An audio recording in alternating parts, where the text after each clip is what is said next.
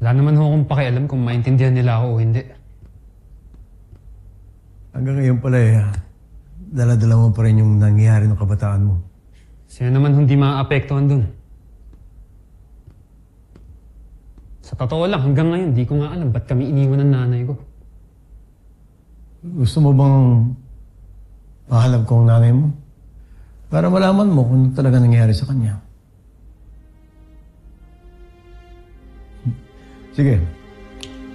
Papanap ko ang nanay mo and hopefully maliwanagan tayo kung ano talaga ang nangyari. What if iniwan niya kami para sa iba? What if may iba na siyang pamilya? Anak, yung mas mahal niya kaysa sa akin. Hindi ko ba mas masakit lang yun? At least, alam mo, kesa hula ka ng hula. Sige, ako na ang bahala. At ikaw, pahinga ka na. Tulog ka.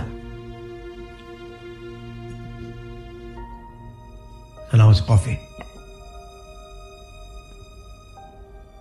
Dr. Smith,